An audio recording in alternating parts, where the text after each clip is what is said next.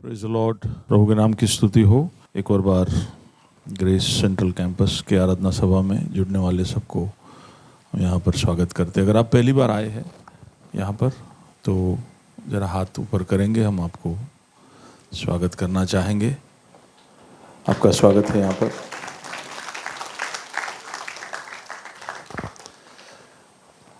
विवेक के पेरेंट्स को मैं देख रहा हूँ। वेलकम एक और बार तालियों के साथ। ओके,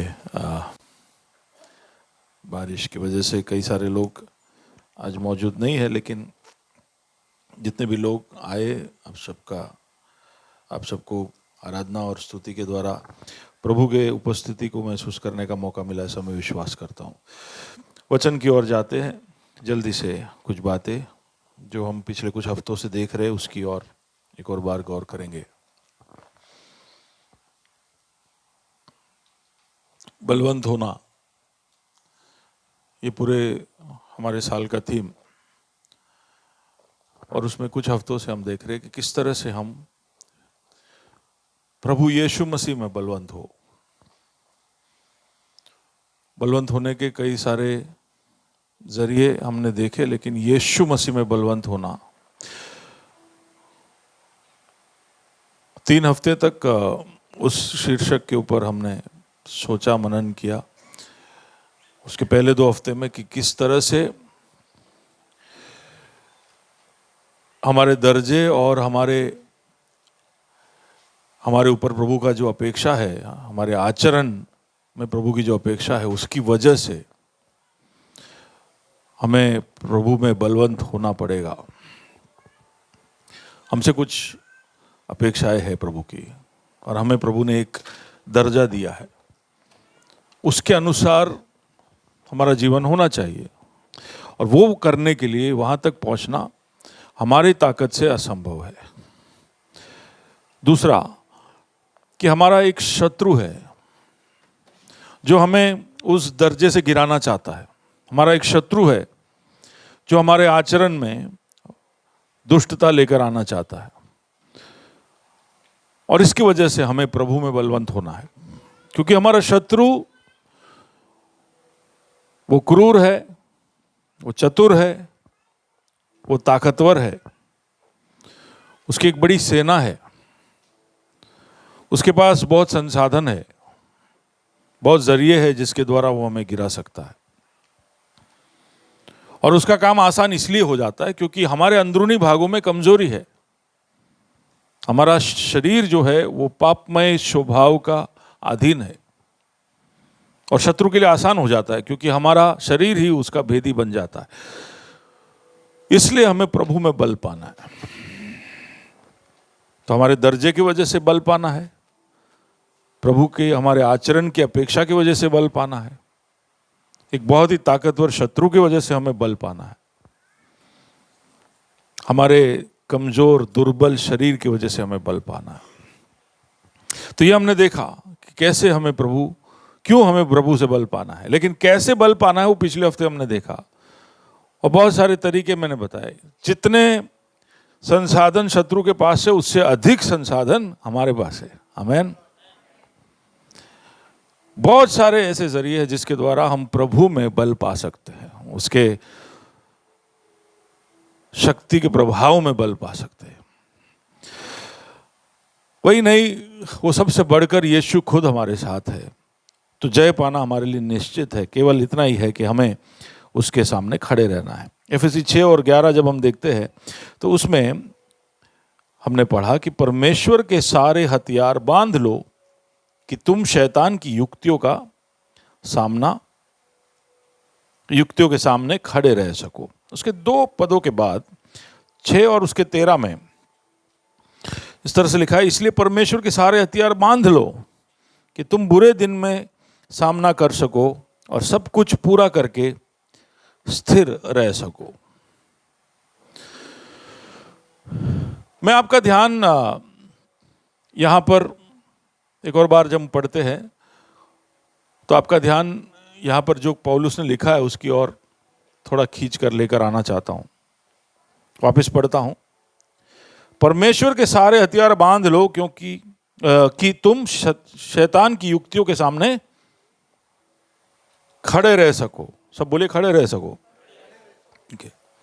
फिर 2 पदों के बाद, इसलिए परमेश्वर के सारे हथियार बांध लो कि तुम बुरे दिन में सामना कर सको। बोलिए सामना कर सको, और सब कुछ पूरा करके स्थिर रह सको। बोलिए स्थिर रह सको। 3 शब्द है यहां पर, खड़े रह सको, सामना कर सको, स्थिर रह सको। वापस किसी को, बाजू वाले को जरा बताइए आप यही बात। बोलिए।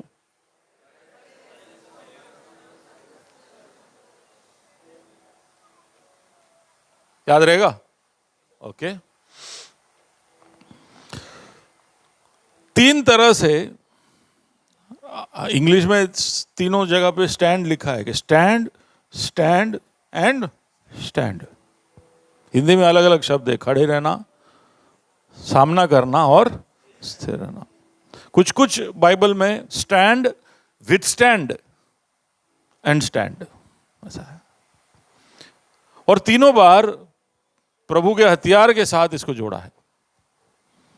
यानी ये तीनों बार स्टैंड, अगर खड़े रहना है, सामना करना है और स्थिर रहना है, तो तीनों बार ये हथियार का होना जरूरी है। मैं थोड़ा सा आपका ध्यान उसकी ओर ले जाकर समझाना चाहता हूं कि वहां पर पौलुस क्या कह रहा है।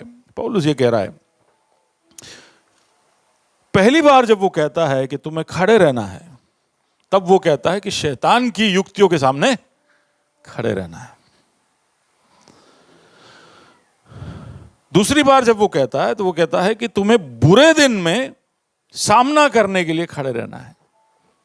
और तीसरी बार कह रहा है कि सब कुछ हो जाए, सब कुछ पूरा करके तुम्हें स्थिर रहना है। तो 3 अलग अलग समय है, 3 अलग अलग परिस्थितियों में वो खड़े रहने की बात कर रहा है। और तीनों बार हमारे ऊपर क्या है? परमेश्वर के हथियार है। Can you show the soldier? या दैट फेलो, या कैन यू सी हिम? पूरा दिखाओ, उसका चेहरा दिखाओ, नहीं तो भी चलेगा पूरा। Can you zoom out please?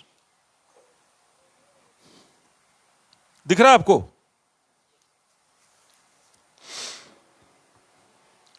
आपको पूरा दिख रहा है? परमेश्वर का हथियार जब बोलो तो आपके दिमाग में ऐसा बंदूक और AK-47 सब आता होगा। ऐसा आता है? किसी के दिमाग में नहीं आता है ना। परमेश्वर के हथियार से मतलब आपके दिमाग में आया था? क्या आया था? हाँ, AK-47 आया था। ओके। परमेश्वर का नहीं, हम सब एक प्लेन में, एक ही लेवल पे आ जाए, एक ही स्तर पे हम सोच रहे हैं, इसलिए बता रहा हूं। परमेश्वर का हथियार, जब पौलुस जब ये पत्र लिख रहा था एफेसियों की पत्री, तो वो जेल के अंदर था, जेल में बैठे बैठे लिख रहा है।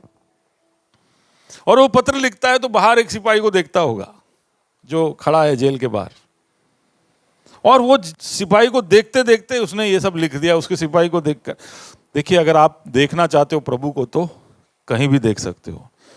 प्रभु आपसे बात कर रहा है, प्रभु आपको कुछ समझा रहा है, सिखा रहा है, वो कोई भी परिस्थिति में कर सकते हो। जेल में पड़े पड़े सिपाही को देख के ऐसा नहीं सोच रहा है कि इसके ऊपर आग कब बरसेगा। प्रभु, इसको नींद आ जाए, इसका चाबी मेरी तरफ आ जाए, मैं जेल खोल के निकल जाऊं। हम सब ऐसा सब सोचते होते, पर यहां पर वो सोच रहा है कि ये सिपाही के उस हथियार के अंदर ऐसा क्या है जो मुझे समझना है, क्योंकि मैं भी एक योद्धा हूं। हेलो, तभी सोच सकते हो जब मैंने 2-3 हफ्ते पहले कहा था कि हम मसीह लोग, हम बैटल शिप में है, युद्ध के एक जहाज में है, क्रूज शिप में नहीं है। क्रूज शिप समझते हो? क्रूज देखे हो, बड़े बड़े जहाज जिसमें तुम कई दिनों तक रह सकते हो, सिर्फ वहां पर मजे ही होते हैं।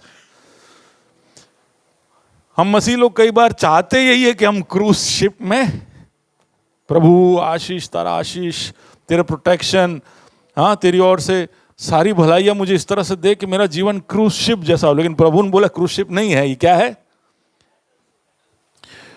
तुम रोज सुबह उठो, तुमको ऐसा ही कुछ देखने का खुद को। सच बात है कि वहां पर ध्यान एक बात की ओर मैं लेकर आना चाहता हूं। परमेश्वर के हथियार के अंदर के 6 बातों को वहां पर बताया है, 6 अलग, वैसे 7 है, 7वां भी देखेंगे। 7 हथियार बताए हैं।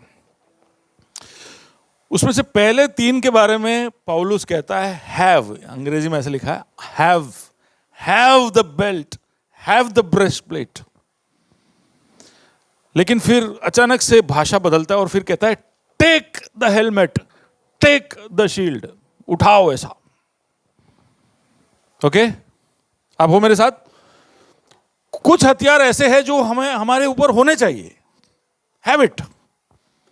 कुछ ऐसे जो हमें उठाना है, यानी वो हमेशा नहीं होगा, लेकिन शायद जरूरत पड़े तब उसको उठा के उसको थोड़ा रीइंफोर्स करना पड़ेगा। उसका मतलब नहीं कि वो नहीं है, पर कुछ समय में उसको खास इंप्लीमेंटेशन के लिए या उसको इस्तेमाल करने के लिए लेना पड़ेगा। आप हो मेरे साथ?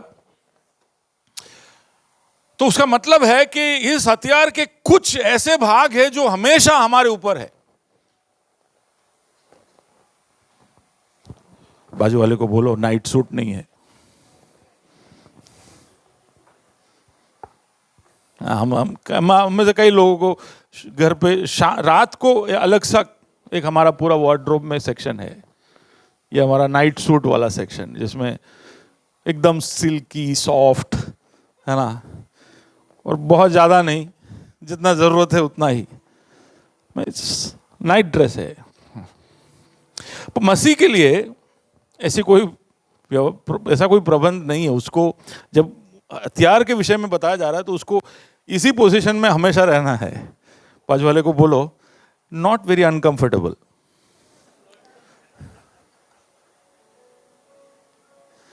अब ऐसा सोना पड़े किसी को इस तरह कपड़े पहनकर तो कैसा होगा? It's not easy. हम हमारे ये वाले कपड़े पहन के भी सो नहीं सकते है ना। बट हम हमेशा आराम, हम हमेशा हमारी सहूलियत, ये सब सोचते रहते हैं। लेकिन प्रभु हमसे कहता है कि इन हथियारों को हमेशा बांधे रहना है। Okay, we have to always wear it. क्यों? क्योंकि शैतान युक्तियां करता है। तो ये मैं 3 अलग अलग वारदात बता रहा हूं। एक ये, जब हम कोई बड़े घमासान युद्ध में, ऐसा नहीं है कि शैतान हम पर हमेशा वार कर रहा है, धमाधम युद्ध चल रहा है, ऐसा नहीं है। खास कर हम प्रभु में जब शुरू होते हैं, हमारे विश्वास जीवन में शुरू करते हैं, तब से लेकर शैतान क्या है वो, हाँ, बाजू वाले को बोलिए मवाली है। क्या है मवाली? समझते हो क्या करते मवाली? एक और बात को, शैतान बदमाश है। क्या है? बदमाश है। यानी उसको मजा आता है हमको परेशान करते रहना, हमको कुछ ना कुछ, हमको हमेशा ऐसा कुछ करते रहना। ऐसा कोई पड़ोसी है आपका? है क्या? अरे है क्या? इतना जोर से हंस रहे हो, लग रहा है। या था क्या कभी जो सुबह उठ के यही सोचता है कि आज मैं इधर इसकी किधर बजाऊं? आप ऐसे तो नहीं हो ना? वो बदमाशी है। क्या है? बदमाशी है। शैतान जब से आपने उसकी टुकड़ी को छोड़ा, जब से आपने अंधेरे के राज्य को छोड़ा और प्रकाश के राज्य में प्रवेश किया, उस दिन से वो आपके पीछे क्या लगा रहा है? युक्तियां। और वो आपको परेशान करते रहेगा, इधर उधर परेशान करते रहेगा। प्रभु जानता है ये। तो उसके उस परेशानी से नहीं होते ना, शहर के अंदर कुछ मोहल्लों में ऐसे लोग होते हैं जो कुछ भी हो जाए सीधा पथराव शुरू कर देते हैं। हम सुनते रहते हैं कि यहां पे ये दंगा हुआ, ये फसाद हुआ। कुछ लोग ऐसे ही है, वो मौके ढूंढते रहते हैं कि कुछ ना कुछ बवाल करे। शैतान ऐसा है, और वो हमारे मसीह जीवन के अंदर बवाल करते रहना चाहता, हमारे दर्जे से हमको कैसे भी कर हिला दे। प्रभु की अपेक्षा हमारे आचरण से जो है उसको बिगाड़ दे, हमारे शांति को वो हिला दे। तो वो बदमाशी करेगा, वो हमेशा घूमते फिरते रहेगा। हमारे ऊपर कोई बड़ा युद्ध नहीं हो रहा होगा तब ये सब हो रहा होगा। याद है मैंने कहा था कुट्टी पिशाच,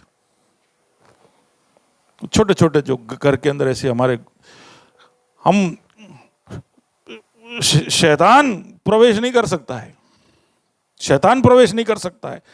हम शैतान के बड़े बड़े अटैक हमारे परिवारों पर होने नहीं देते, लेकिन ये छोटे छोटे जो है ना घुस जाते हैं। हमारे घर में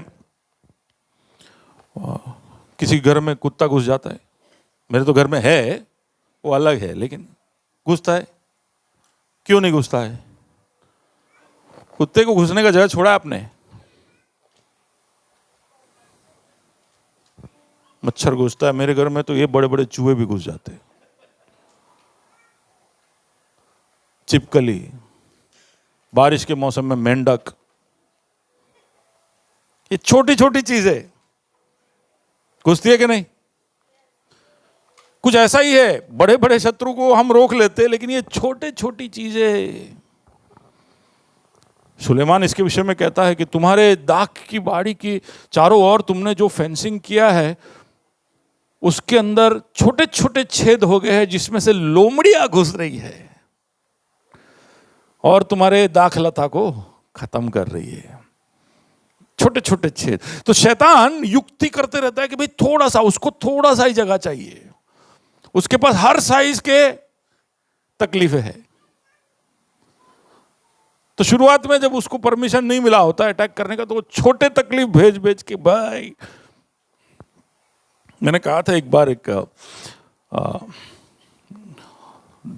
मैराथन रनर के बारे में, जिसने पूरा अमेरिका के ईस्ट कोस्ट से वेस्ट कोस्ट तक, वेस्ट कोस्ट से ईस्ट कोस्ट तक भागकर कुछ दिनों में पूरा तय किया। तो उसका इंटरव्यू हुआ तो उसको पूछा गया कि भाई तुम्हारे लिए क्या मुश्किल था?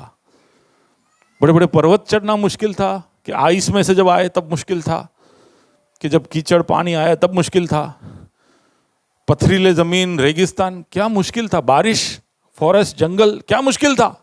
इतने बड़े यात्रा में 3-4 हजार किलोमीटर आप भागे, मुश्किल क्या था? बोले वो सब मैंने झेल लिया, लेकिन बीच बीच में जूतों के अंदर मिट्टी रेती घुस जाता था, वो बहुत मुश्किल था। समझ पा रहे हो? बाहर कुछ भी है हम झेल लेते हैं, लेकिन अगर आपके भी शूज में कभी कुछ छोटी सी चीज घुस जाए फिर क्या हो जाता है?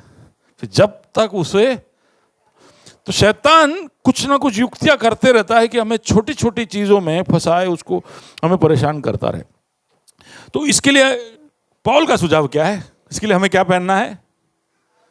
परमेश्वर के हथियार। ओके, आप हो? फिर वो 13वें अध्याय में, 13वें कलम में इस तरह से कहता है, परमेश्वर के सारे हथियार बांध लो कि तुम बुरे दिन में सामना कर सको। अब ये एक खास दिन है जिसके विषय में पौल बता रहा है, ये बुरा दिन है। इसका इंग्लिश में ऐसे लिखा है, इट्स इविल डे। यानी ऐसा एक दिन हम सबके जीवन में आएगा जब शैतान अब बदमाशी नहीं कर रहा है, उसने सारा मोर्चा लगा दिया है और घमासान युद्ध के लिए अपना पूरा ताकत के साथ हमारे ऊपर उतर पड़ेगा। बुरा दिन।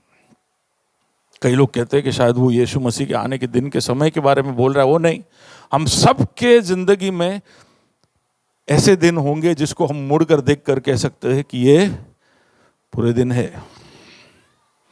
हर दिन ऐसा नहीं होगा, लेकिन कुछ दिन ऐसे होंगे जिसको बुरे दिन कहा जा सकता है, जब शत्रु अपने पूरे ताकत के साथ हमारे ऊपर हमला करेगा।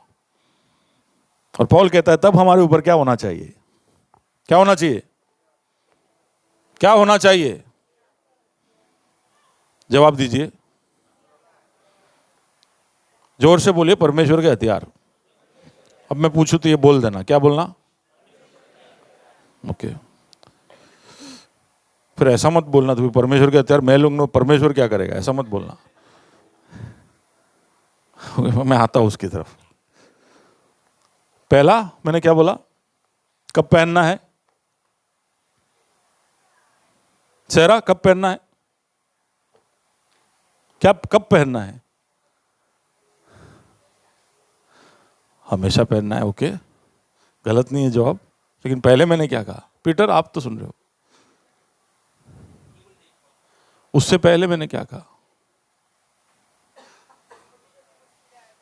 हाँ, जब जब बुरे दिन नहीं है तब अच्छे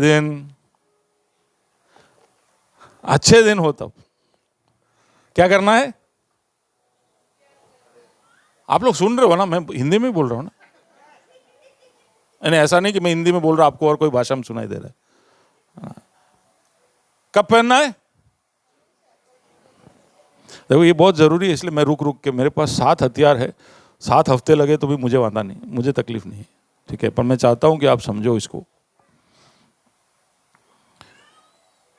एक तो हमेशा पहनते रहना है, हर पल पहनते रहना है। क्यों? क्योंकि बुरे दिन ना भी हो, कभी कभी हमें लगता है कि यार आज अच्छा है, यार आज टुडे इज गुड, संडे को दोपहर को इट्स गुड, उतार दो, मंडे को आप बढ़िया है, क्या वर्शिप था, क्या मजा आता।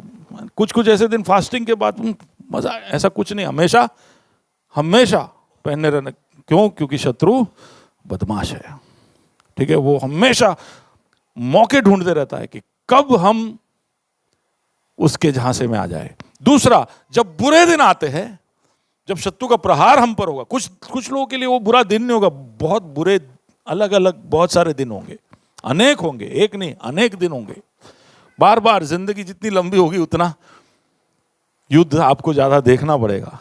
इसलिए दाऊद कहता है, यानी मूसा कहता है कि हमारे आयुष 70 या 80 साल है और इन सब का निचोड़ क्या है?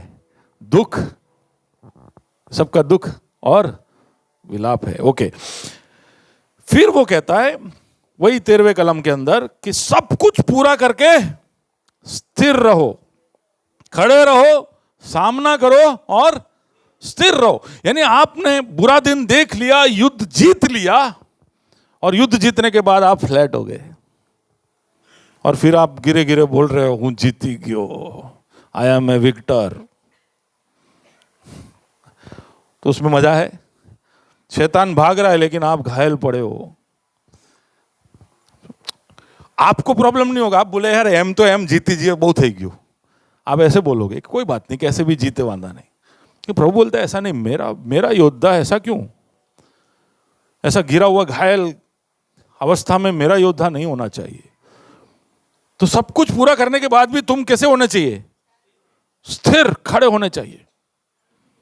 शत्रु जब भाग रहा है तब आप खड़े हो, इसलिए बोलते लास्ट मैन स्टैंडिंग, या स्टैंडिंग टिल द एंड, आखिरी तक खड़े रहना। प्रभु की अपेक्षा है हमसे कि कितना भी घमासान युद्ध शैतान हमारी तरफ करे, हमारे साथ करे, उसके अंत में वो गिरा हुआ होना चाहिए या वो भागा हुआ होना चाहिए, और हम कैसे होने चाहिए? खड़े रहने चाहिए। और उसके लिए क्या चाहिए?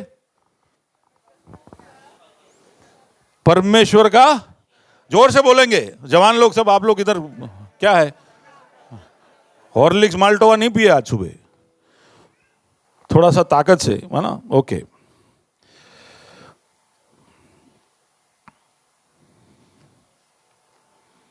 यानी युद्ध के पहले भी, युद्ध में भी, और युद्ध के बाद भी। युद्ध के पहले पहनना है, युद्ध चल रहा है तब पहनना, युद्ध के बाद इसलिए पहनना है क्योंकि थोड़े समय के बाद युद्ध का बाद वाला समय युद्ध का पहले वाला समय होने वाला है, क्योंकि अगला युद्ध होने वाला है। अब समझ पा रहे हो? युद्ध युद्ध युद्ध, एक मसीह का जीवन युद्धों से भरा हुआ है। एक से अलग तकलीफ, दूसरे तकलीफ में हम जाते रहेंगे, इसका कोई अंत नहीं है। लेकिन है इसमें से हमको आराम प्रभु ने इस तरह से दिया है कि तुम्हें मैं हथियार दूंगा जिसमें तुम ये सब का सामना कर पाओगे, ठीक है? ये हथियार मैं जब बताऊंगा तो आपको हौसला और मिलेगा। डरने की जरूरत इसलिए नहीं है क्योंकि ये युद्ध, जितने भी युद्ध हो, वो सब हम, उसका अंजाम फिक्स है। बाजू वाले को बोलो क्रिकेट में ना चाले पण અહીંયા ચાલશે, क्या? फिक्सिंग। बाजू वाले को बोलो फिक्सिंग, मैच फिक्सिंग। हमारा ये जो युद्ध है ना वो फिक्स हो चुका है। वो आपको पता है? पता है आपको? सिर्फ सोनल को ही सब पता है, आप लोग के सबके क्या प्रॉब्लम है? पता है ना प्रतीक, क्या कैसे फिक्स हुआ? हाँ, हम ऑलरेडी जीते, तो बोलो ना, इतना तो सुनाई तो दे, इसमें गूंजे इस हॉल के अंदर। क्या है माला? क्या है? हम जीत चुके हैं। जितने भी युद्ध हमें सामना कर, ये सब हम जीत चुके हैं। प्रभु ने हमें जयवंत से भी बढ़कर, हम ये सब गाते हैं। विनय ने तो पूरा गाना लिख दिया। हम क्या है? विजेता है। यीशु मसीह का धन्यवाद हो, पहला कोरिन्थी कहता 15 में, यीशु मसीह का धन्यवाद हो जो हमें सब बातों में जयवंत करता है। तो इसलिए रिजल्ट की जरूरत नहीं। फिर आप पूछ सकते हो कि भाई जीत चुके हैं तो फिर खाली खाली लड़ाई क्यों करते रहना है? छाती बोले अभी अभी तो 2 महीने पहले मैं एक युद्ध से बाहर निकली, वापस दूसरे युद्ध में डाल रहे। ऐसा लग रहा है? लग रहा है। तो युद्ध तो लड़ते रहना है, ये नहीं तो और कुछ आता। कितने लोग थक जाते हैं, मायूस हो जाते हैं कि यार ये खत्म क्यों नहीं होता है। खत्म होगा खत्म होगा, लेकिन अभी नहीं। ठीक है, एक से दूसरे युद्ध में हम जाएंगे, लेकिन सारे युद्ध हम जीत चुके। आप बोलोगे कि ऐसा क्यों है कि युद्ध जीत चुके हैं फिर भी हमें लड़ते रहना पड़ता है? नहीं, ये दो देशों के बीच में जब युद्ध होता है, तो खासकर ये 20वीं सदी में जितने भी युद्ध हुए, 21वीं सदी में युद्ध हो रहे, शत्रु जब जाता है ना, वो देश छोड़ के चला जाता है, तो वो सारे जगहों में लैंड माइन रख के चला जाता है। लैंड माइन समझते हो? सुरंग विस्फोट।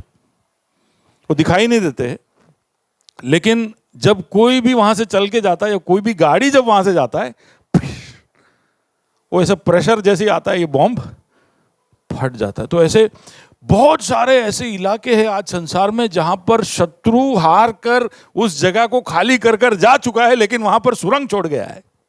कुछ ऐसा ही है, हम जीत चुके हैं लेकिन कुछ सुरंग है जिसमें से होकर हमको गुजरना है। हमारी यात्रा के बीच में ये आएंगे। आप हो मेरे साथ? तो पौलुस कहता है कि तुम्हें यह हथियार पहनना है, क्योंकि हमेशा इसकी आपको जरूरत पड़ेगी, युद्ध के पहले, युद्ध के दरमियान और युद्ध के बाद। और क्या पहनना है? जोर से बोलिए, और जोर से बोलिए, एक और बार बोलिए। अब पूछिए ये परमेश्वर के हथियार क्यों बोला गया है? परमेश्वर का हथियार इसलिए है क्योंकि ये परमेश्वर के द्वारा निर्धारित है। परमेश्वर ने इसको डिजाइन किया है, उसका रूपांतरण प्रभु ने किया है। He has designed it। क्यों? क्योंकि वो जानता है कि हम कैसे हैं, वो जानता है कि हमारे युद्ध कैसे है, वो जानता है कि हमारा शत्रु कैसा है। इसलिए उसने ये सब बातों को ध्यान में रख के इन बातों को एक हथियार के समान बनाकर हमारे सामने रखा है कि भाई ये जो चीज अगर तुम्हारे अंदर होगी तो ये तुम्हारे लिए सुरक्षा बन जाएगी। फॉर एग्जाम्पल, अगर हमारे अंदर सत्य होना है तो सत्य इसलिए नहीं होना है क्योंकि सत्य होना है, वो तो है ही। वो सबसे बढ़कर प्रभु ये कह रहा है कि तुम्हारे अंदर सत्य होगा तो सत्य तुम्हारे लिए एक हथियार है। तुम्हारे अंदर धार्मिकता होनी चाहिए। क्यों भाई? क्योंकि इंसान को धर्मी होना चाहिए, उसको परमेश्वर का डर रखना चाहिए, उसको भक्त जनों के साथ उसकी गिनती होनी चाहिए, राइट। लेकिन वो सबसे बढ़कर आपकी धार्मिकता आपके लिए क्या है? हथियार है। अब समझ रहे हो? पौलुस कह रहा है तुम्हारे सोच को बदलो। तुम्हें धर्मी इसलिए नहीं बनना है क्योंकि 60 साल के बाद तो यार मरना है और फिर प्रभु के पास जाना है, तो धर्मी नहीं होंगे तो नहीं जा पाएंगे। वो नहीं है एक अकेला कारण जिसकी वजह से आपको धर्मी बनना है। आपको धर्मी इसलिए बनना है क्योंकि आपको धार्मिकता आपकी सुरक्षा करती है। आपके जीवन में सत्य होगा तो सत्य आपको सुरक्षा देगा। तो मैं हथियार कौन से है उसकी तरफ मैं आता हूं, लेकिन फिर भी मैं बोलते जा रहा हूं कि why we need the armour of God, why it is called the armour of God. क्यों प्रभु के हथियार के रूप में इसका नामांकन किया गया? इसलिए क्योंकि प्रभु ने इसको निर्धारित किया है, उसको रूपांकित किया है।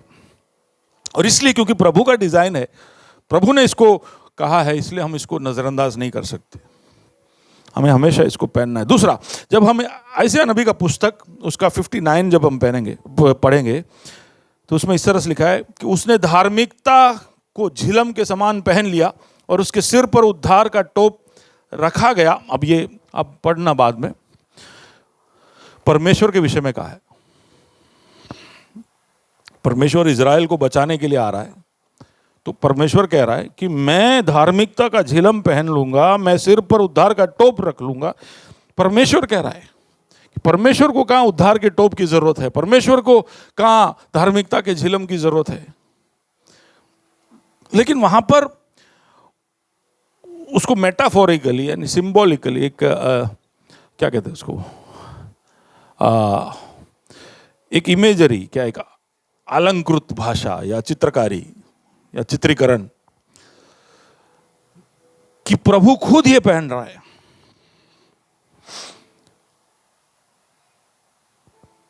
और यीशु मसीह के जीवन को हम परखेंगे तो हम देखेंगे कि जितने भी यहां पर हथियारों का बात किया गया वो सब यीशु के जीवन में था ही।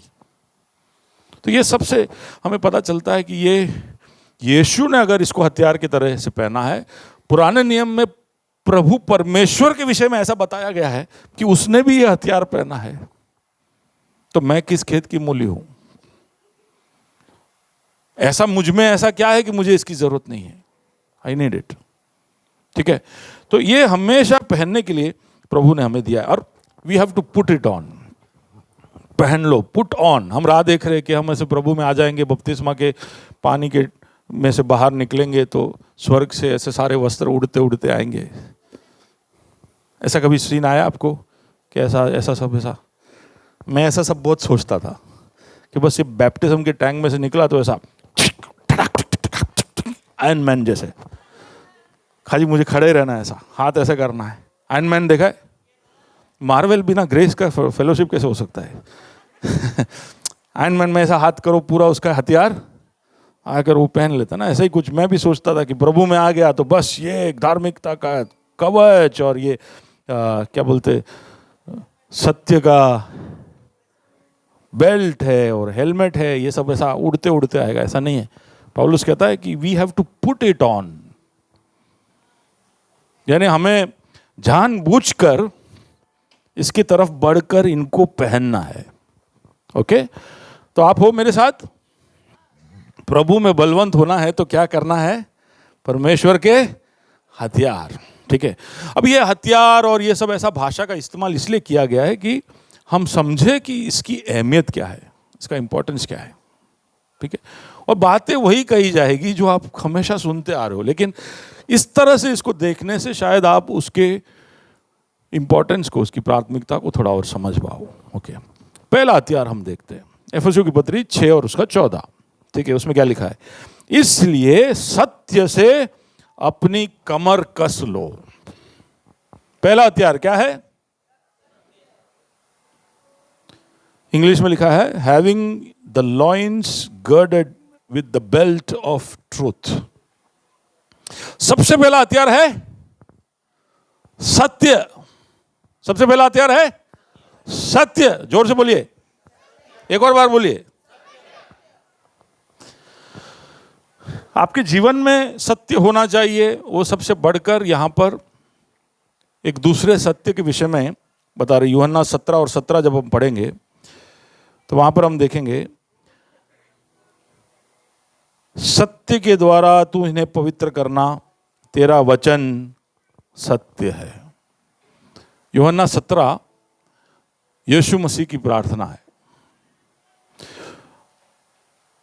उसके पकड़वा जाने से पहले की आखिरी प्रार्थना बोल सकते, बहुत लंबी सी एक प्रार्थना है, और उसमें वो हमारे विषय में प्रार्थना कर रहा है, आने वाली कलीसिया के विषय में प्रार्थना कर रहा है। और तब वो कहता है कि तू प्रभु तेरे सत्य के द्वारा तू इन्हें पवित्र करना, क्योंकि तेरा वचन सत्य है।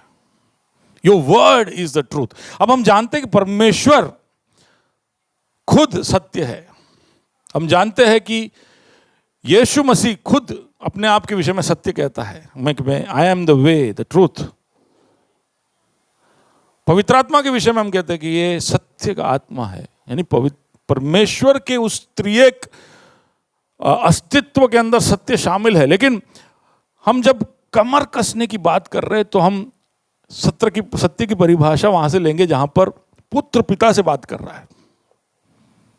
वो सब सत्य है अपने आप ही, परमेश्वर भी सत्य है, पुत्र भी सत्य है, पवित्र आत्मा भी सत्य है। लेकिन पुत्र परमेश्वर पिता से कहता है कि सत्य क्या है?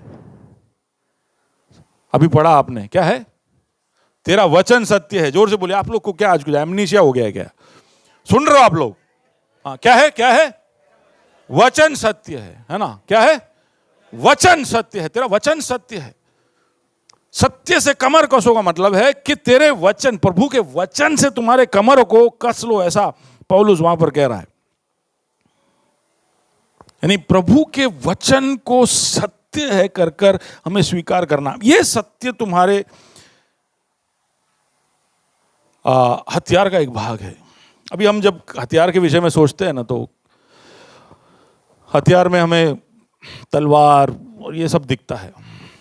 किसी ने कभी भी बेल्ट को हथियार के जैसे देखा है? हाँ, देखा है पापा लोगों ने।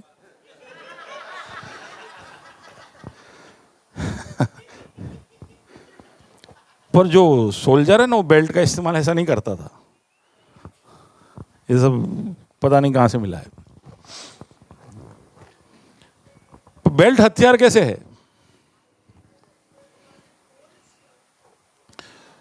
बेल्ट हथियार इसलिए है क्योंकि बेल्ट जो है बाकी सारे हथियारों को पकड़ के रखता है। जितने भी यहां पर मर्द लोग हैं वो सब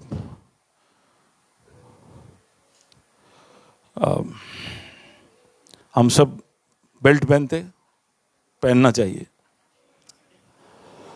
हम सब पहनते हैं। एक आध बार जब बेल्ट भूल गए, उस दिन आप हमको ऐसा चलता हुआ पाओगे।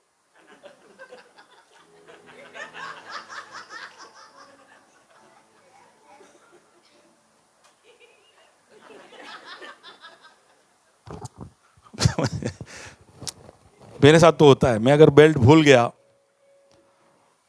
तो मेरा पैंट का साइज 39 है, 39 मिलता नहीं है। क्या मिलता है फिर? 40। तो वो जो 1 इंच जो लूज है उसको पकड़ के रखने के लिए बेल्ट चाहिए, और बेल्ट बिना फिर मैं उस दिन ज्यादा चल फिर नहीं सकता हूं। अब आप सोच के देखिए, अगर आपने कवच पहना है, यानी इस रोमन सोल्जर का कवच आप देख रहे हो, आपने देखा, वो कवच को बीच से पकड़ के रखता है ना। सी बेल्ट क्या है? हमको एक शेप देता है, हमको इट्स प्लेजेंट। बेल्ट पहना हुआ एक व्यक्ति प्लेजेंट दिखता है, अच्छा दिखता है, शेप में दिखता है, रेडी दिखता है। जब इंडियन पुलिस वालों को यूनिफॉर्म देते तो उसमें क्या है? आपने पिक्चरों में देखा होगा कि जब वो इस्तीफा देता है तो क्या उतारता है पहले? टोपी रखता है, और उसका मतलब अब मैं पुलिस नहीं हूं, ठीक है ना। वो बेल्ट उसका एक पहचान है ना। पर वो बेल्ट उस सोल्जर को तैयार करता है, उसको जकड़ के रखता है, उसके शरीर को टाइट रखता है। और वो क्या है? सत्य। क्या है? सत्य। हमारे जीवन में अगर सत्य होगा तो हमारे सारे जीवन को वो टाइट एकदम जकड़ कर संभाल कर रखेगा। देखते कैसे। अब सत्य यानी क्या? सत्य प्रभु का वचन है, ऐसा हम देख रहे हैं। तो यानी उसका मतलब है कि ये वचन जो है ये सत्य है, ऐसा हमको विश्वास करना पड़ेगा। ओके? वो क्या है हमारे लिए? ठीक है, बोले हमारे लिए क्या है? वो हथियार है। क्या है हमारे लिए? हथियार। ये बाइबल सत्य है ऐसा विश्वास करना हमारे लिए क्या है? प्रोटेक्शन है। हमारा हथियार है। ये हमारी जिंदगी को बांध के रखेगा, ऐसा फैलने नहीं देगा। हमारी जिंदगी ऐसा फैल नहीं जाएगा। ये सत्य है, ऐसा विश्वास होगा तो तुम इसको, तुम्हारी जिंदगी को संभाल पाओगे। क्या सत्य, इसके अंदर का क्या सत्य है?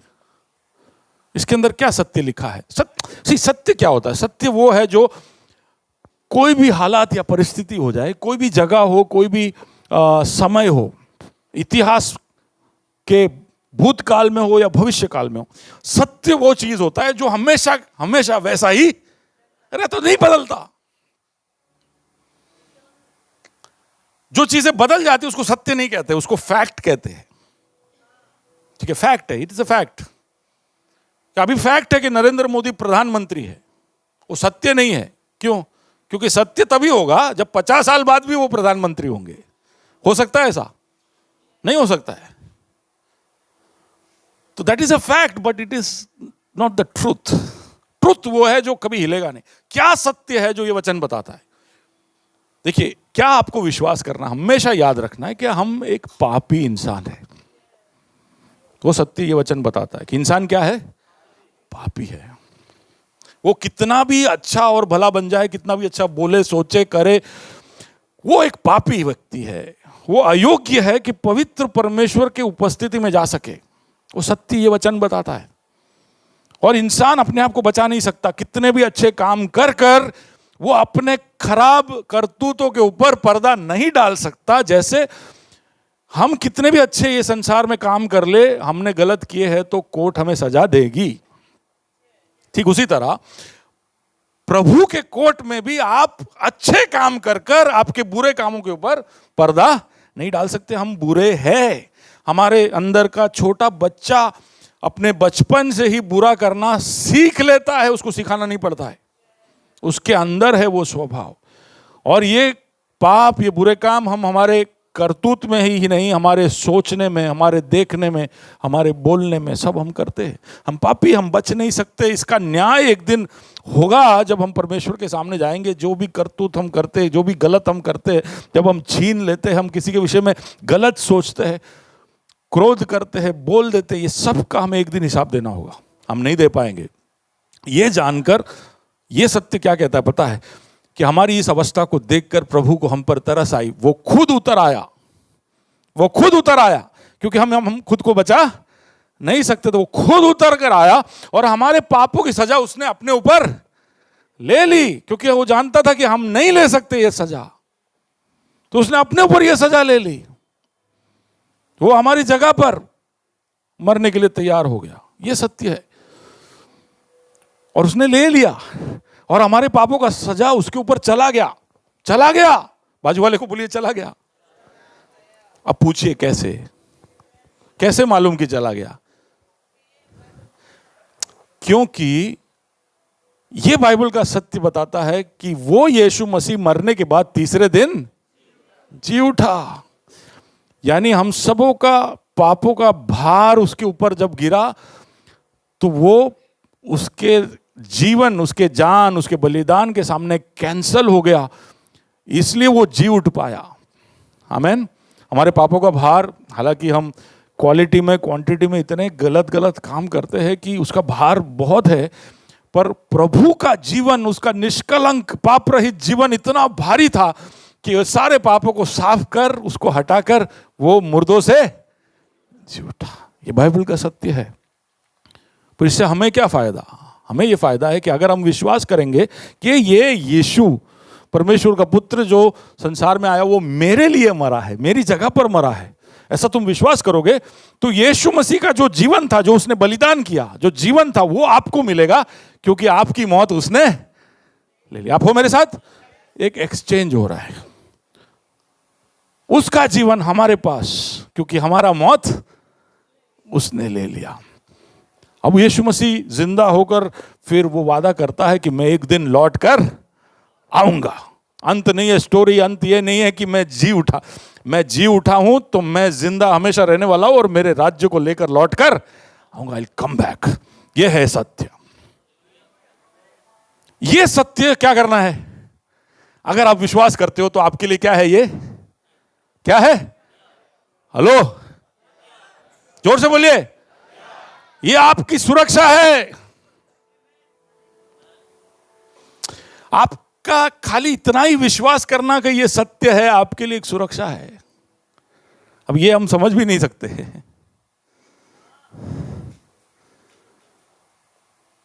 पर अगर इसको हम सत्य मानते हैं तो ये हमारे लिए एक सुरक्षा है, ऐसा पौलुस कहता है। क्यों? मैं बताता हूं।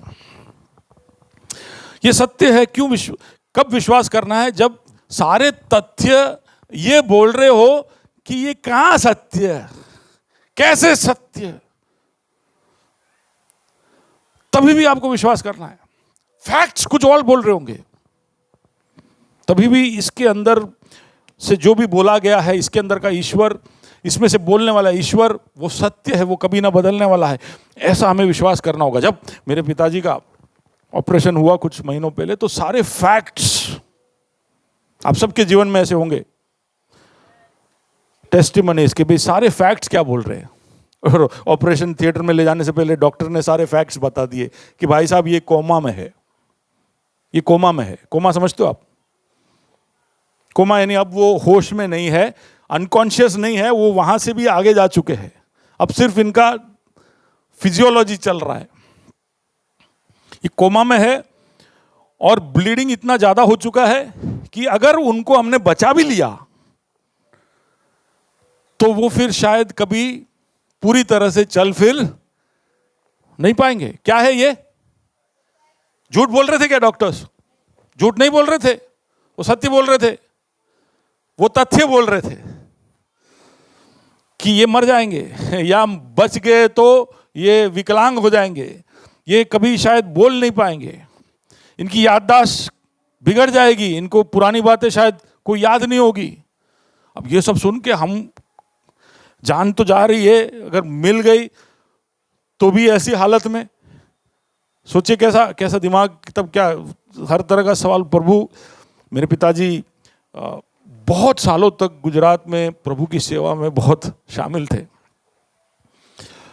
खेड़ा, आनंद, अहमदाबाद, बड़ौदा, ये 4 जिलों के अंदर उन्होंने लगभग 300 से अलग अलग गाँवों में जाकर मोहल्लों में जाकर, मुझे मालूम है हफ्ते में 2 बार, सोमवार को और शुक्रवार को, वो 1:30-2 बजे मेरे फैक्ट्री से निकल जाते थे। उनके साथ 3-4 लोग होते थे, ढोल, चारपाई, harmonium, light, mic, PA system, ये सब लेकर 100, 150, 200 किलोमीटर गाँवों के अंदर जाते थे। बीच में आनंद से, डाकोर से, नडियाद से, कहीं से भी लोगों को और ले जाते। ये लोग शाम को 6 बजे कोई गांव में पहुंचते, 6 बजे से 9 बजे तक उस गांव के हर घर में जाते और गांव के घरों में जाके चाय पीते, वहां जो भी उनको खाना मिलता वो सब खाते, उनके साथ बैठ के 9 बजे बोलते कि इधर फलाना फलिया के अंदर यहाँ पर 9 बजे मीटिंग है, आप आना। सब तो नहीं आते लेकिन काफी भीड़ इकट्ठा हो जाती। फिर ये लोग सब गाना गाते, ढोल बजाते। मैं गया हूँ कई मीटिंगों में, बहुत मजा आता है। गाँव को रात को 9 बजे एक अलग ही एटमॉस्फेयर। फिर 9:45 बजे मेरे पिताजी प्रचार शुरू करते। कितने बजे? ओके। और कभी कभी तो 11:15 तक प्रचार चलता था। शुरू होता था मीटिंग तो 100 लोग होते थे, 11:15 तक कभी कभी 2 ही लोग होते थे। इसलिए नहीं कि उनका प्रचार खराब है, ऐसा नहीं है, बहुत अच्छा बोलते हो, सुसमाचार बहुत बढ़िया तरीके से बोलते हैं। लेकिन लेट हो गया ना, पप्पा को तो कई बार उनके पास्टर लोग बोलते थे कि भाई क्या है ये, आप देख रहे हो लोग सब उठ के जा रहे हैं, तो फिर बंद कर देना चाहिए ना। बोले मैं 2 बजे से निकला हूं, 300 किलोमीटर यात्रा कर मैं आधा संदेश बोल के जाने के लिए नहीं आया हूं। आप सुन रहे हो? बोले मुझे मालूम है ये लोग सब अपने अपने कमरे में चले गए, लेकिन गांव का एक फायदा क्या है पता है, कोई भी फलिए में लेके जोर से बोलोगे ना तो पूरे घरों में सुनाई देगा। वो भले मीटिंग में बैठे नहीं है, कमरों में बैठ के बाकी का मैसेज। अब ऐसा उनका जीवन था। हमारे व्यवसाय में से पैसे उठाकर वो मीटिंग के लिए डाल देते थे। इसलिए कोई जमीन, कोई घर, ये करोड़ों उन्होंने कमाए, लेकिन उन्होंने अपने लिए कुछ इकट्ठा नहीं किया। क्यों? क्योंकि ये सब किया। और मैंने कहा प्रभु से, ये सब मैं सोच रहा हूं, कब? जब डॉक्टर कह रहा है कि पिताजी किस में है? कोमा में है। अब कोमा से फुल स्टॉप होते ज्यादा समय नहीं होगा। और तब मैं ये सोच रहा हूं कि प्रभु, इतने गांव में जाकर, इतने सैकड़ों लोगों के सामने सुसमाचार प्रकट कर इतना सब तकलीफ उठाकर, लास्ट में उनका चैप्टर का एंडिंग ऐसे होगा कि एक एक्टिवा का स्टैंड लगने से वो गिरे और वो खत्म हो गए। आप समझ पा रहे हो? बड़े बड़े युद्ध जीते लेकिन मच्छर काट के मर गया। कौन? अलेक्जेंडर। बोलते अलेक्जेंडर द ग्रेट, लेकिन वो तो उनके सम्मान में, लेकिन हम जानते हैं कि कितने देशों के ऊपर उसने हमला किया, लेकिन गया आखिर एक मच्छर के काटने से। मैं नहीं चाहता था कि मेरे पिताजी का स्टोरी ऐसा हो, तो मैं प्रार्थना करता था। फिर भी मैंने कहा प्रभु, तेरा वचन सत्य है, तू सत्य है, तू जो करेगा वो अच्छा है। तेरा वचन कहता है कि तू भला है। तेरा वचन कहता है कि जो कुछ भी करेगा हमारे जीवन में वो भलाई के लिए है कि नहीं, वो मेरी भलाई के लिए है। तो मुझे उस पर विश्वास है, ये सत्य है, ये सत्य है। उस मुश्किल घड़ी में विश्वास करना मुश्किल था, लेकिन तथ्य से बढ़कर क्या है, इस सत्य ने उस बिखराने वाले समय में हमारे जीवनों को बांध दिया। हालेलुया।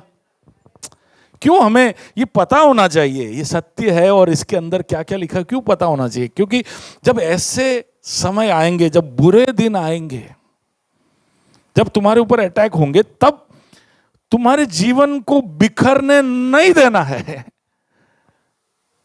तुम्हारे दर्जे से तुमको उतार नहीं देना है, तुम्हारा जीवन समाप्त नहीं करना है, स्टोरी एकदम खराब नहीं करना है, उसको जोड़ के रखना, पकड़ के रखना है। तो क्या चाहिए? सत्य चाहिए। Hallelujah. It will keep you together.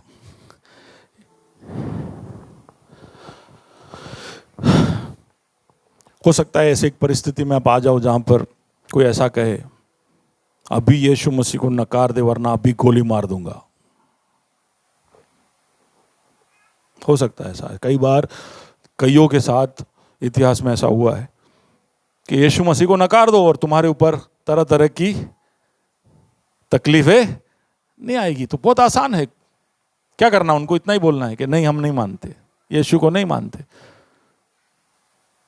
और उनको तभी ना तभी छुटकारा मिल जाता। लेकिन क्योंकि ये अब हो मेरे साथ, समझ पा रहे हो, ऐसे समय में आपके विश्वास को बिखरने नहीं देगा। क्या? ये सत्य। तो ये सत्य है, ऐसा आपको विश्वास करना है। तथ्य कैसे भी हो, आपके चारों बाजू के फैक्ट्स कैसे भी हो, ये आपके जीवन को बनाए रखेगा। It is unchanging, it is not changing. 2000 साल पहले ये किताब लिखा गया, तो आज 21वीं सदी में इसका क्या रेलेवेंस है? बहुत सारे लोग ये आपसे पूछते हैं कि यार हम 2000 साल आगे आ गए, 21वीं सदी में आ गए, आप अभी भी वही पुस्तक लेके बैठे हो जो 2000 साल पहले लिखा गया था। इसका आज से 100 साल के, आज से 20 साल पहले लिखे गए किताब अभी आउटडेटेड हो गए, उसका पब्लिशिंग बंद हो गया। मैं सोचता, मैं कुछ आर्टिकल्स लिखता था जवानों के लिए, सोल कैफे, 15 साल हो गए होंगे, 15 साल पहले लिखा होगा। लेकिन अभी आप पढ़ोगे तो आपको हंसी आएगा। तब बहुत रेलेवेंट था, तब साइबर कैफे का बात करते थे, अभी सिर्फ साइबर क्राइम मालूम है लोगों को। कहीं देखा है साइबर कैफे? मैंने तो नहीं देखा है अभी भी है साइबर कैफे? हाँ, अभी नहीं है, वही पूछ रहा हूं। और उसमें बैठ के हम बात कर रहे, या यानी जो उसमें जो बातें की थी, अभी मेरा बहुत इच्छा था, मैं 2014 में भी मैंने कोशिश किया कि उसको एक पुस्तक बना दूं, क्योंकि मैंने उसमें 35 अलग अलग आर्टिकल लिखे, तो एक बुक बना के जवानों के लिए।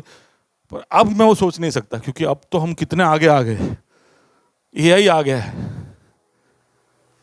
अब मुझे वापस पूरा लिखना पड़ेगा, समझ रहे हो? तो 15 साल में मैंने लिखे हुए आर्टिकल्स आउटडेटेड हो गए, तो ये 2000 साल पहले लिखे गए पुस्तक।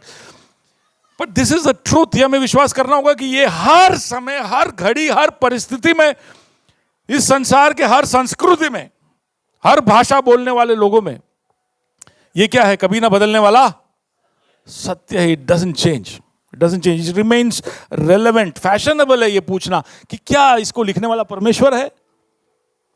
इसके सत्य के ऊपर सवाल उठाया जाता है कि may be it is fabricated, कि ये क्या बोलते हैं उसको, मनगढ़ंत कहानी है ना। Is it fabricated? ये किसी ने झूठ लिख दिया है सब? तो क्या ये सच में परमेश्वर के द्वारा प्रेरित है? ढूंढिए, समझिए। लोग आपसे सवाल करेंगे, और आपके मन में भी ऐसा सवाल हो सकता है कि यार ये पौलुस ने लिखा, तो क्या मैं विश्वास कर लूं? कई सारे लोग जो मसीह लोग हैं, वो भी कभी कोई बात हम करते हैं तो पूछते कहाँ लिखा है? बोले एफएसयू में। अच्छा, एफएसयू में लिखा है तो भाई इंपॉर्टेंट नहीं। क्या इंपॉर्टेंट है? मैथ्यू, मार्क, लोग यीशु ने कुछ कहा, नहीं कहा, नहीं कहा, तो बस तो पौलुस तो खाली बकवास करता। उसके जीवन में वो इतना फ्रस्ट्रेटेड था, उसने कभी शादी नहीं किया, उसके शरीर में एक शूल था जो कभी जाता नहीं था। ये सब की वजह से उसने हम सब का जीवन भी टाइट कर दिया, ऐसा सुना है मैं मसीह लोग बोलते। तो इसलिए एपिस्टल्स पर इतना ध्यान देने की जरूरत नहीं।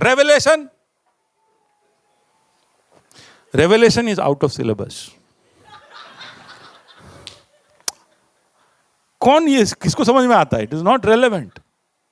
नहीं, पर सुनिए क्या है पूरा बाइबल, इसका हर वचन, हर आयत पवित्र आत्मा द्वारा प्रेरित है। यह हमें विश्वास करना है कि दिस इज द ट्रूथ। तो सवाल उठाया जाएगा कि ये फर्जी तो नहीं। सवाल उठाया जाएगा कि क्या ये अभी भी जितना पहले था इतना आज भी रेलेवेंट, उपयुक्त है क्या? इट इज स्टिल, ये सत्य है। सत्य, the truth is immutable, unchanging. Truth के कुछ कैरेक्टरिस्टिक बता दो। Truth is immutable, truth is unique, truth is singular, truth is absolute, truth is objective, truth is authoritative. ये सब सत्य के अलग अलग गुण विशेषताएं हैं। ये सब के ऊपर सवाल उठाए जाएंगे। कुछ लोग पूछेंगे कि यार सब कुछ परिस्थिति देख के करना होता है, इतना ऐसा टाइट नहीं पकड़ लेने का कि ऐसा ही है, you know, we should not follow the word literally. समझना चाहिए, सही है बात, लेकिन उसके जो बेसिक जो बात है, मूल बात है, उसके ऊपर कोई भी तरह का कॉम्प्रोमाइज नहीं हो सकता है। कुछ परिस्थितियों को समझने के लिए हमें उस प्रसंग या प्रासंगिक हम उसको कर सकते हैं, लेकिन इसके सत्य को परम सिद्धांत के रूप के देखना है। कुछ लोग कहते हैं यार ये अकेला सत्य थोड़ी है, बहुत अलग अलग सत्य है, ये भी सत्य, ये भी सत्य। लेकिन सत्य का एक कैरेक्टरिस्टिक है कि वो कभी भी अलग अलग नहीं हो सकता। ये वॉच यहां से गिरा तो ये एक ही तरीके से गिरा। आप ऐसा नहीं बोल सकते कि यार इधर था, इधर आ गया, शायद ऐसे उड़ के आया, ऐसे भी आया होगा, किसी ने लेके रखा होगा। ये सब बात आपका सही है, पॉसिबिलिटीज है, लेकिन हुआ क्या? हुआ यही। फैक्ट एक ही होता है, सत्य एक ही होता है, प्रोबेबिलिटी 1 एक ही होता है, बाकी सब 0.99 तक हो सकता है। अब समझ पा रहे हो? कोई भी इवेंट एक ही तरीके से हो सकता है होने के बाद, और ये हो चुका है, ये प्रभु द्वारा निर्धारित है, नियमित है। तो इसलिए अब इसमें कोई बदलने वाला कोई गुंजाइश ही नहीं है। इट इज सिंगुलर, और एक ही सत्य हो सकता है, अलग अलग रास्ते नहीं हो सकते। आप यहां से जाओ, उधर से जाओ, सब एक ही जगह पे पहुंचता है। ये इंडिया थोड़ी है, अनंत जीवन पहुंचना है, ठीक है ना? आपको बॉम्बे पहुंचना है तो बहुत रास्ते हैं, दिल्ली पहुंचना है तो बहुत रास्ते हैं, लेकिन स्वर्ग पहुंचना है एक ही रास्ता है, एक ही रास्ता है।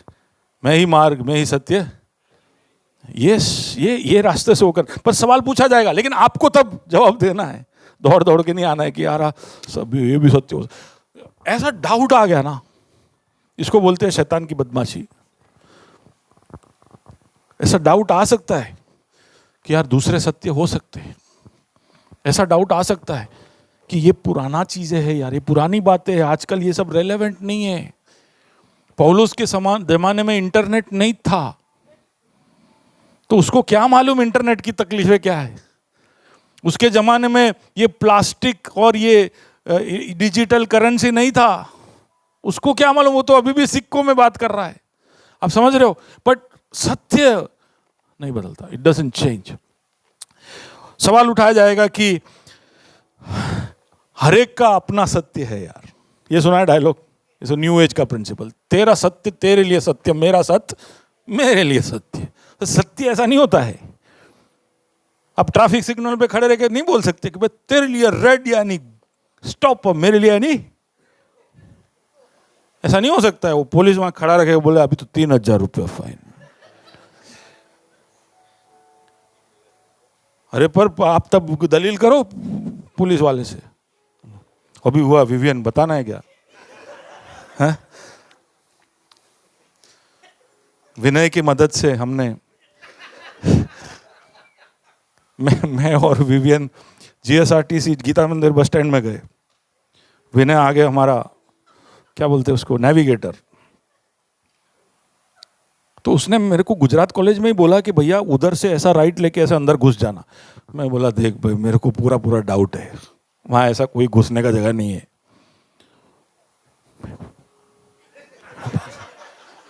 मैं विनय उमर जी मैं जा चुका हूं। मैं बोला देख भाई, तो बोले आप चले जाना भैया, मैं जा रहा हूं मोटेरा। मैं बोला नहीं, गाड़ी में बैठ, तेरे को इतना कॉन्फिडेंस है तो मुझे बता। गए हम एसटी, टर्न लिया, हम दोनों की गाड़ियां अंदर घुसी, तब तक कोई हलचल नहीं। हम सोचे कि वाह इरशाद, विनय इरशाद, आगे से तू ही रास्ते बताना। लेकिन दोनों गाड़ियां थोड़ी अंदर चली गई, फिर 3 पुलिस वाले पीछे भागे।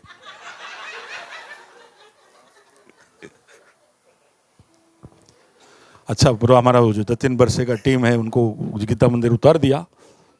उतना उन्होंने हम पर रहम किया कि उतारो, ठीक है उतारो। फिर रिवर्स लिया, गाड़ी हमने साइड में लगवाया। मैं बोल क्या रहा था?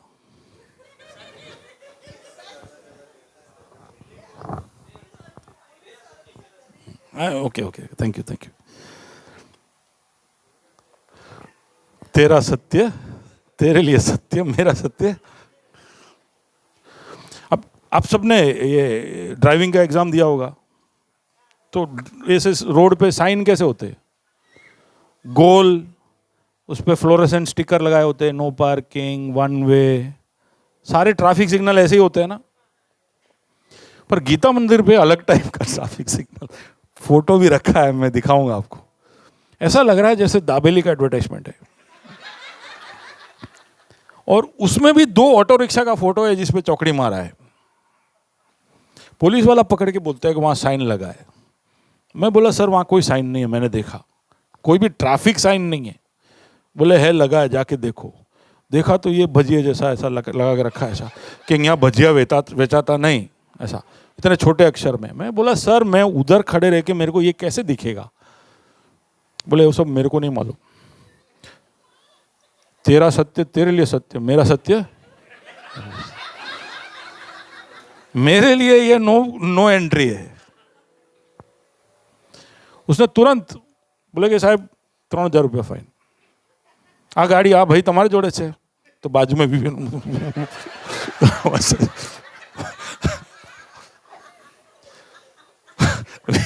3000 रुपया उसको कमाने में 3 हफ्ते लग जाएंगे। तो वो डर रहा है, पापा को मैं कैसे बोलूं? बाजू में खड़ा है। मैं बोला हाँ मारा जोड़े छे, तो 6000 रुपया भरवा पड़શે। बोले લખો સાહેબ। બોલે ઊભા રહો 1 મિનિટ હો, પેલું તમારે જે છે ને સાઇન, એનો ફોટો પાડવો છે મારે।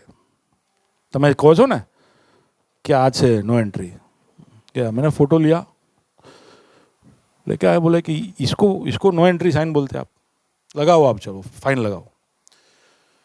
फिर बहुत मेरे साथ बहुत दलील किया उसने। बाद में वो समझ गया कि ये फोटो यहाँ तक नहीं रहेगा, ये और कहीं जाएगा।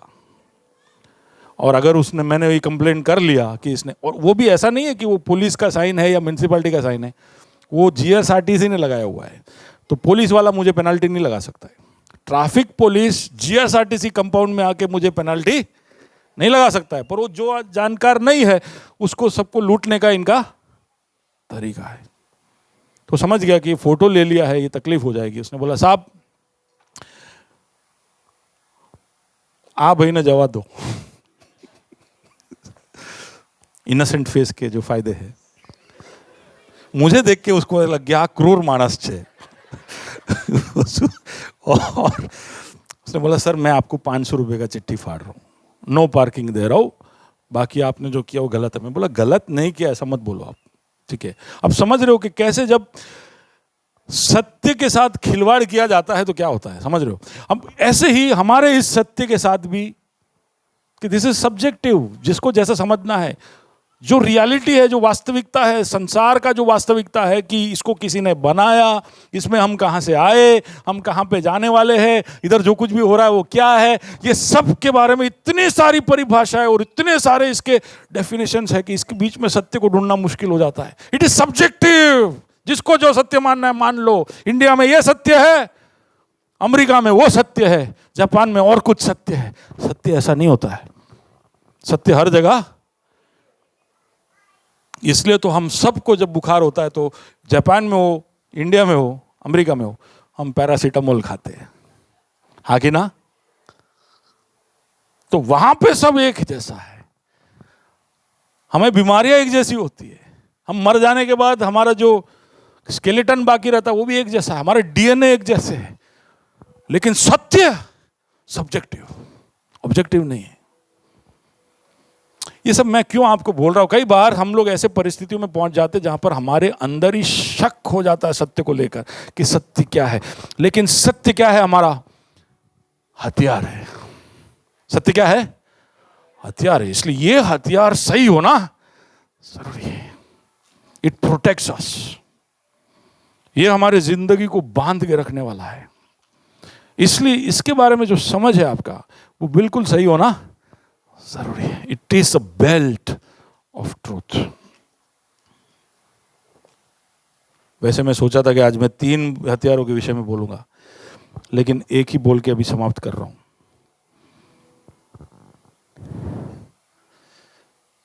इसमें कभी कोई कॉम्प्रोमाइज नहीं होता। अभी जो नए नए यूरोप, अमेरिका में जो सोच विचारधारा आ रही है उसके अंदर कॉम्प्रोमाइज हो रहा है कि पास्टर एलजीबीटी हो सकता है। आप समझ रहे हो एलजीबीटी क्या है? लेस्बियन, गे, बाइसेक्सुअल, ट्रांससेक्सुअल,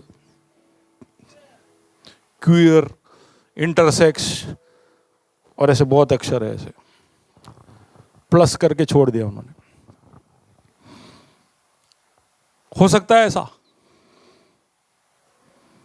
बहुत सारे कलीसियाओं में हो सकता है। बहुत सारे, अब यूरोप के चर्च में जाओगे तो वहां पे तो नियम है ऐसा कि चर्च के बाहर लिखना पड़ता है कि this is a LGBT friendly church. Compromise क्यों भाई? नहीं तो हम पे पेनाल्टी होगा। क्यों? नहीं तो फिर हम पे सजा होगी। नहीं तो हम सब, ये लोग हम पर टूट पड़ेंगे। ऑफिस के पॉलिसी में, आपके सबके एचआर पॉलिसी में आ गया होगा अभी सब। आ गया? अभी अभी जून का महीना गया, प्राइड मंथ, सुना कभी? ये सारी बातें जो अब उभर कर आ रही है, आप अगर आप देखते हो ये ट्रांससेक्सुअल का जो पूरा एक बड़ा लहर आ रहा है, आपको पता होना चाहिए। क्या बोला मैंने? हाँ, एक बहुत बड़ा लहर है जो ये अभी हम सबको हिला देने वाला है। अभी अमेरिका में इसकी वजह से एकदम बिल्कुल पागलपन है, लेकिन इसको सत्य के जैसे देखा जा रहा है और उसके सामने बाइबल की सच्चाइयों को रौंदा जा रहा है, कुचला जा रहा है। बोले ये कैसे घटिया सोच है, बोले बाइबल के। ये सब आप फेस करोगे आपके वर्क प्लेसेस में। कॉम्प्रोमाइज करने के लिए मजबूर करेगा ये सब। अब वो सब छोड़िए, वो तो अभी अभी आ रहा है, लेकिन इसको हर तरह से पहले से भी कॉम्प्रोमाइज किया गया है। एलजीबीटी आया तब नहीं, उससे पहले भी। वो आप अल्कोहलिज्म ले लो, यानी शराब ले लो तो कॉम्प्रोमाइज, गाली गलोच compromise, live in relationships compromise, domestic violence, पति पत्नी से मार रहे कॉम्प्रोमाइज, अबॉर्शन कॉम्प्रोमाइज। ऐसे बहुत सारे मुद्दे इस संसार में है और इन मुद्दों की वजह से इस सत्य को छोटा कर कर दिखाया जा रहा है। और उस समय में अगर आप ये सत्य है कर कर विश्वास नहीं करोगे और अपना स्टैंड व्यक्त नहीं करोगे तो आपका विश्वास जीवन बिखर जाएगा। आपको उस दर्जे से उतारा जाएगा, आपका आचरण बिगाड़ा जाएगा, शत्रु की बदमाशी चल जाएगी, आपकी कमजोरी खुल जाएगी। प्रभु में बलवंत होना है तो परमेश्वर के हथियार पहनने, उसमें सबसे पहला क्या पहनना है? सत्य। अब ये सबसे ये मतलब नहीं कि बस इसको विश्वास कर लिया, हमारे जीवन में भी सत्यता होनी चाहिए। सत्य से हमारे कमरों को कसना है। ये जब हम करेंगे तो हम खड़े रह पाएंगे, सामना कर पाएंगे, स्थिर रह पाएंगे। आमेन, आमेन। बस आज इतना ही। अगली बार हम धार्मिकता के कवच और हो सका तो उद्धार की टोप, उसके विषय में हम बात करेंगे। Shall we close in prayer? प्रार्थना में समाप्त करें। विनय क्या नहीं, एक क्षण ले और परखे।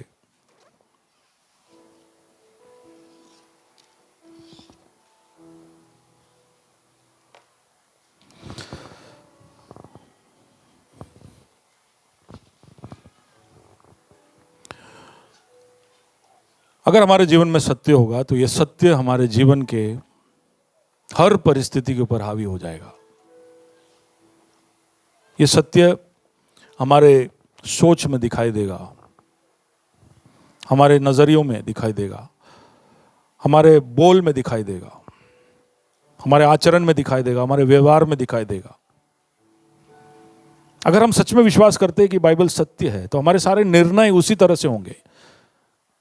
हम हर बार सोचेंगे कि बाइबल क्या कहता है, कि मुझे कैसा पति होना चाहिए, मुझे कैसा पत्नी होना चाहिए, मुझे कैसे पिता या माता होना चाहिए, मुझे कैसे ससुर या सासू माँ होना चाहिए, मुझे कैसे भाई या बहन होना चाहिए, मुझे कैसा बॉस, मुझे कैसा एक एम्प्लॉय होना चाहिए, मुझे कैसा एक गवर्नमेंट सर्वेंट होना चाहिए, मुझे कैसा नर्स होना चाहिए, मुझे कैसा लॉयर होना चाहिए,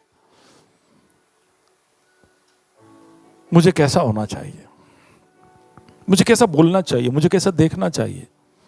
ये सत्य आपके ऊपर हावी हो जाएगा। ये सत्य है तो, ऐसा आप विश्वास करते हैं तो आपके जीवन के हर पहलू में ये सत्य छा जाएगा।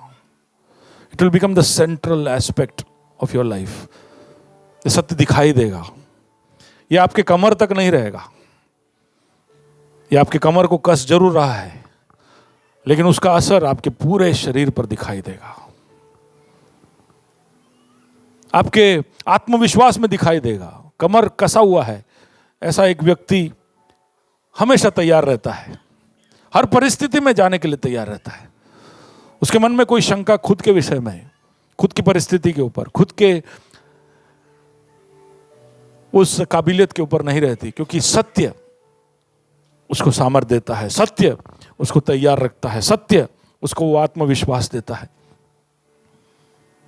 हम कहते तो है कि हाँ हम सत्य को मानते हैं, लेकिन ये क्या सत्य आपके जीवन के हर पहलू में झलकता है, ये हमें सोचने की जरूरत है।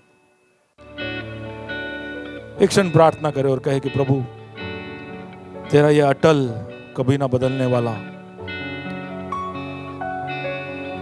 सत्य मेरे जीवन के हर पहलू में दिखाई दे, मेरे निर्णयों में दिखाई दे। ये सत्य मेरे परिवार में दिखाई दे, मेरे बच्चों में दिखाई दे कि हमारे लिए एक हथियार है। हमने देखा शत्रु जब बदमाशी करता है, क्रूरता करता है, चालाकी दिखाता है, अपने पूरे ताकत से हमारे खिलाफ आता है, तो हम खड़े रह सके, सामना कर सके, स्थिर रह सके, उसके लिए प्रभु जी इस सत्य को हमारे जीवन में अपनाने के लिए हमारी मदद करना। हमारे आचरण में प्रभु जी सत्य दिखाई दे। Hallelujah, hallelujah. एक क्षण हम प्रार्थना करें, अगल बगल में जो है उनके लिए भी दुआ करें कि प्रभु जी हमारी मदद करना, प्रभु जी कि तेरा ये सत्य, तेरा ये सत्य जो हमारी हालत को दिखाता है, जो हमारे भविष्य को दिखाता है, जो तेरी मदद को दिखाता है, तेरी विश्वास योग्यता को दिखाता है, तेरा ये सत्य जो हमें सामर्थ्य देता है, तेरा ये सत्य जो हमें बनाए और जकड़े रखता है, उसमें से हम कभी भी इधर उधर ना जाए, हमारी मदद कर। सत्य से जकड़े विश्वास बना है, तलवार वचन का हाथों में हमारे।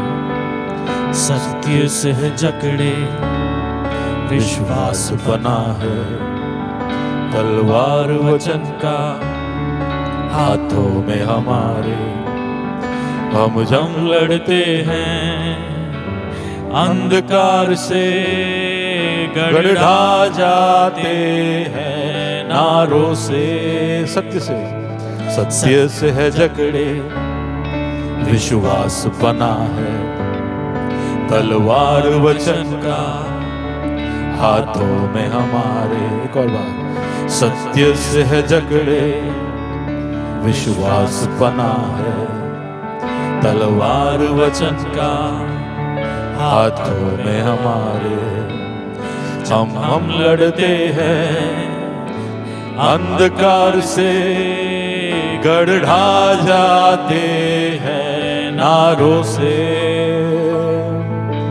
है हम कलीसिया इस जग की एक ही आशा है। हम कलीसिया इस जग की एक ही आशा। हर एक है चेला यीशुआ का, जग का नमक और उजियाला। हर एक है चेला यीशुआ का, जग का नमक और उजियाला। हौसले के साथ, एक हिम्मत के साथ, एक हियाव के साथ, एक आत्मविश्वास के साथ अपने स्थानों में खड़े होकर हम ये ऐलान करें कि है हम कलीसिया इस जग की एक आशा। हम नमक, हम उजियाला। प्रभु जी, तेरे सारे प्रबंध जो तूने हमारे लिए किए उसके लिए धन्यवाद, तेरे हथियार के लिए धन्यवाद। एक और बार गाए, सत्य से जकड़े, विश्वास बना है। सत्य से है जकड़े, विश्वास बना। ऐलान करें, तलवार वचन का हाथों में। ऊंची आवाज से, सत्य से है जकड़े, विश्वास बना है, तलवार वचन का हाथों में हमारे। एक और बार, सत्य से है जकड़े, विश्वास बना है, तलवार वचन का हाथों में हमारे। जंग हम लड़ते हैं अंधकार से, गड़ढ़ा जाते हैं नारों से। है हम कलीसिया इस जग की एक ही आशा। है हम कलीसिया इस जग की एक ही आशा। हर एक है चेला यीशुआ का, जग का नमक और उजियाला। हर एक है चेला यीशुआ का, जग का नमक और उजियाला। धन्यवाद प्रभु जी कि अंधकार के सामने लड़ने की काबिलियत तू हमें देता है। हम क्या है प्रभु जी, केवल घास के समान, हमारा अस्तित्व कैसा। लेकिन प्रभु जी, अंधकार के अधिकारी और ताकतों के सामने जंग लड़ने के लिए काबिल तू हमें करता है। इसके लिए धन्यवाद। तेरे हथियारों के लिए धन्यवाद, तेरे ताकत के लिए धन्यवाद, तेरी विश्वास योग्यता के लिए धन्यवाद, तेरे सत्य के लिए धन्यवाद जो तूने हमें प्रकाशित किया है। ये सत्य तूने हमें बताया है, वरना हम कैसे जानते खुदावन। तेरे सारे अनुग्रह और आशीषों के लिए धन्यवाद देते हुए हम खुद के लिए, हमारे परिवार के लिए, हमारे अगल बगल में बैठे उन सब के लिए दुआ करते खुदावन कि उनके जीवन सत्य से जकड़े जाए, उनके कमर वो सत्य से कस ले। सुरक्षित रखना उन्हें, यीशु मसीह के नाम से।